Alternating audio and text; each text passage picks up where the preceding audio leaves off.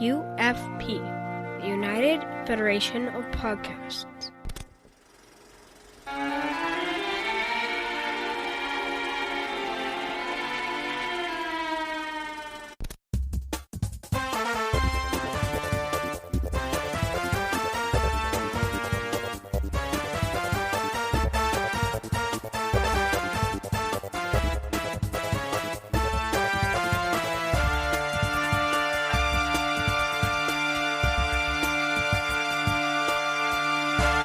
Welcome, boils and ghouls, to our recap episode of the Creepshow franchise here on Franchise Fatigue on the United Federation of Podcasts, the little podcast where we cover movies, remakes, and sequels.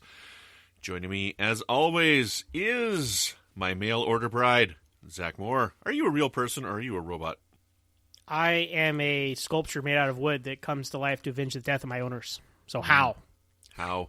I just wanted to say, thanks for doing the podcast, Zachy. Yeah, so Creepshow, right? A very different kind of franchise that we covered, but that was the idea. Yep. So we did it. Brandon, let me ask you. We regret 1/3 of it. Yes, very much so. Brandon, let me ask you, what's your favorite of these three movies, and how would you rank them? Definitely, I would have to go 1, 2, 3 as my ranking. First one's my favorite, second one, then the third one, by a long, long gap between 2 and 3. So, yeah, for me, I'm going to say Creepshow 2 is my favorite. And, a couple gaps down is Creepshow 1, and then, like, an infinity amount of gaps down is Creepshow 3. I should go rewatch Creepshow 1, so I appreciate it more after seeing Creepshow 3. yeah. But again, guys, remember, I have a phobia for cockroaches, so that seriously torpedoed the first Creepshow in my rankings. I just want to point out that our friend John Mills thinks that your rating of Creepshow is insane as well. Like, even if you didn't like that last one, I don't think it deserved a 2.5. Well, I will say that I'm allowed to have outrageous rankings every now and then, because frankly, Brandon, you have outrageous rankings almost every episode of the show. Godfather 3 is a 5-star film. And I think I gave it, 2 out of 5? Did I give it 2.5? I don't know. I think we gave it 3 by the end of it. I think I convinced you guys. We'll have to go check the tape. We'll have to check the tape on that one. But no, yeah, okay. I just disgusting. But other than that, very competently put together 1980s horror anthology. Yes, so, absolutely. But yes, as we discussed in our Creepshow 3 podcast, that doesn't even deserve the name Creepshow. So. Yeah. I'm not thinking this is going to be a very long recap because, like, there's not much to say on it. I mean, like, I guess we would probably say next, like, what's your favorite sequence out of the whole thing? What do you think is the best story out of all of them? The best story? Yeah, I'm going to go with Chief Woodenhead from Creepshow 2. I really liked that one. I found it very effective. I liked the quote-unquote monster effects. I think they were very subtle and they were clever with how they used them. I think when you do stuff like that, you need to, especially in the 80s, right? They're limited by technology. So in this day and age of CGI, quote unquote, anything is possible. And they do way too much of CGI where it looks fake. But when you can't do that, you got to be clever.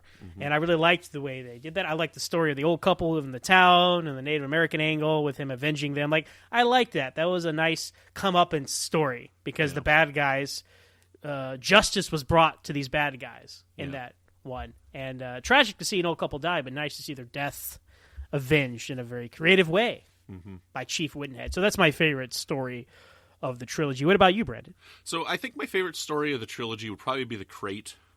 I really like that one. It still spooks me and creeps me out. I love Barbeau in it. I think it's really good. And I think it's one of those good old classic horror films. But if I had to pick one from the second one, to be The Raft. Oh, okay. Yeah, I like The Raft as well. Yeah. It's... And then if I had to pick one from the last one from Creepshow 3, it's definitely The Radio. So how about you? I think you said last time, too, The Radio is probably your favorite from number 3? Yeah, The Radio for 3, Chief Woodenhead from 2, and from 1, you gotta go with The Crate as well. Okay. I mean, like, it's the most, it's got the most going on. It's got the best actors in it, a lot of recognizable faces as well. Kind of, has subplots that tie together. I mean, it's more than just like the one note, all A-plot story that a lot of them are. Although I really did like Something That Tied You Over, except for the end where the Ted Danson and his wife zombies come in. Yeah. That kind of like the anti-Chief Woodenhead. Right, It's right. here, we're going to show you way too much, and kind of ruins it just for the performance of Leslie Nielsen and Ted Danson and them playing off each other. That'd be a solid runner-up for me. But yeah, I love The Raft. I love The Hitchhiker too. I'm 3 for 3 is Creepshow 2 for me. Yeah. So that's why that's my favorite of the trilogy. So. Yeah. I like all 5 in the first one, and I like all 3 in the second one. Absolutely. Well, there you go. So, Yeah. well, Good stuff. along those same lines, then I guess we have a similar answer. But do you have a favorite kind of like monster of the trilogy? Oh, well, whatever that gorilla thing is in the crate. The gorilla monster, yeah. So Yeah. for you, it'd be the gorilla monster. For me, it'd be the Chief Woodenhead, if you want to Woodenhead, consider him a monster. So that kind of goes hand in hand. If the monster being your favorite kind of elevates the story, I'd say. I love the effect of the Father's Day, the dad in Father's Day. Like, I think that's really amazing. Mm-hmm. And I love how that one is filmed. And I love that the way he looks and crawling out of the ground and whatnot. So that one's another big win for me. Mm-hmm. So now, normally we ask, like, where would we want, if this had another one, a Creepshow 4, where would we want it to go? And I mean, we can't really answer that in this one because it would just be more anthology. Like, if they did another movie, it would just be more anthology. I think that Creepshow has really found its place with the Shudder show, with the series on Shudder. But if they did a Creepshow 4, I think they could do it. I think they could do it right if they had the right people involved. We don't necessarily need the original people. We just have to have people who love what the original was, and it has to be done in the format of the original, you know? Well, I think Stephen King has a plethora of short stories. Oh my goodness, he sure does. You could pick some from there, get him involved in some capacity, have him cameo, right? For sure. But I think if you did kind of like a horror anthology movie, you get some big name directors in there. You get definitely a Guillermo del Toro to direct this segment.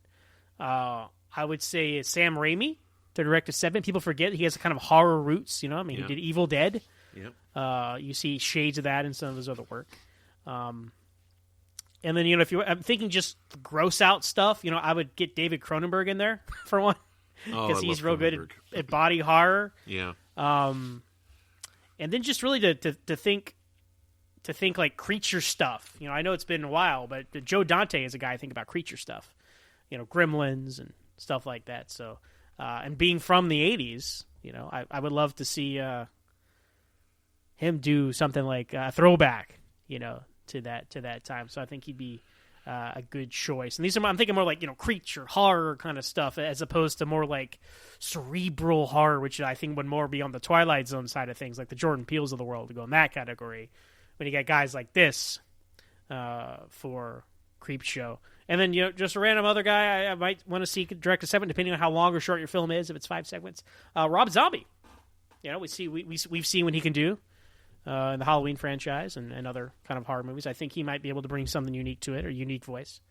So yeah, if I was going to do a 5-segment Creepshow 4, or at this point though, you would drop the number and you'd say Creepshow, a new beginning, or something like that.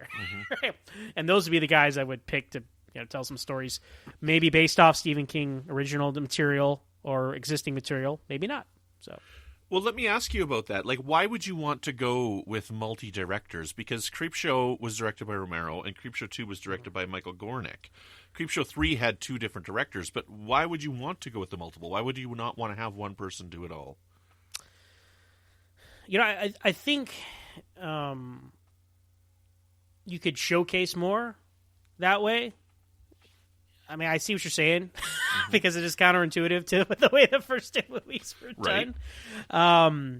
But I think if you could market it better, like we have an all-star cast of horror directors, right? You could do something like that. Now you say that, the last thing I can think of that did something like that was Planet Terror and Death Proof with Tarantino and Rodriguez. That didn't do so well.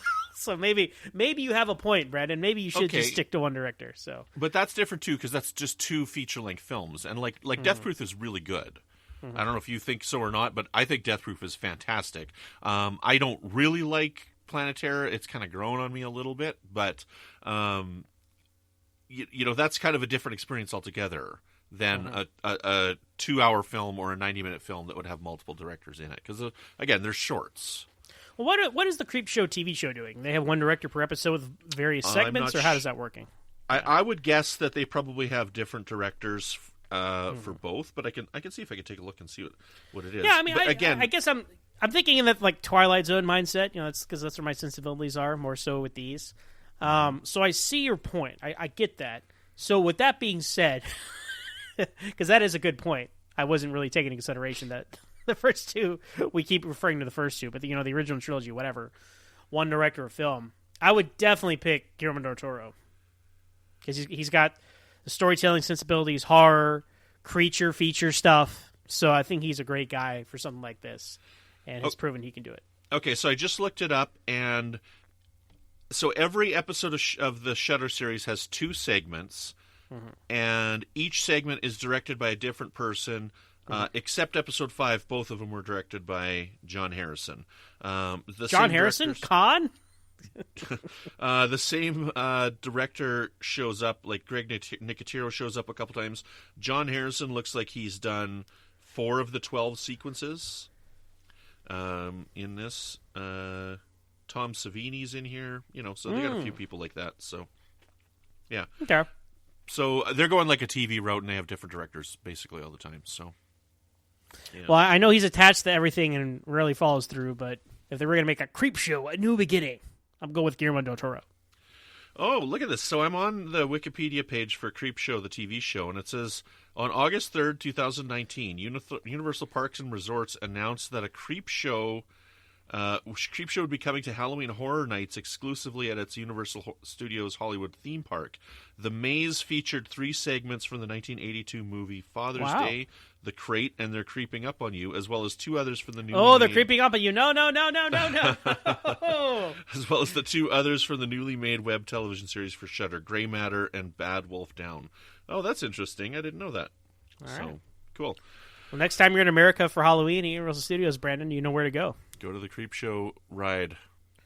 So that would be fun, though. A Creepshow haunted house. Yeah. I mean, you can take. There's so many different elements here you could take from, but I would literally have a heart attack and die if I found myself in the cockroach room. So yeah. Well, I'll be sure to mail you some cockroaches for Oh my Christmas. God. Oh my God. Awesome. Well, that's all we've got for you on this one here. We've got some fun stuff coming up. As we mentioned before, so our next series is Blade, and we'll be doing that with Lance Laster. And after Blade, we're going to be covering Back to the Future. So I'm looking forward to both of those coming up next. That's our next 2 series of movies here on Franchise Fatigue. Zach, where can people find you when you're not trashing Creepshow 3? Well, you can find me personally on Twitter at MoronZach. That's MOOREONZACH. I'm also the host of my own podcast, Always Hold On to Smallville. You can find us on Twitter at Always Smallville with one S, talking about each and every episode of that Young Superman show.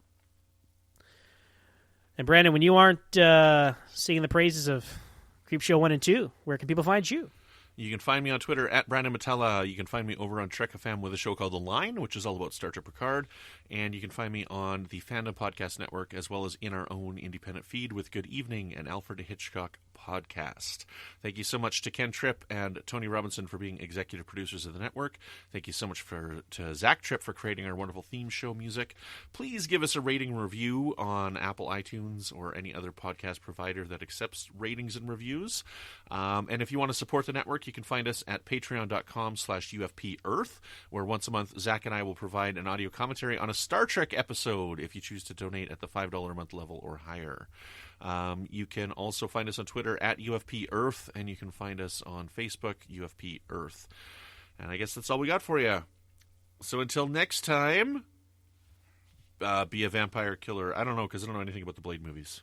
Hasta la vista, baby.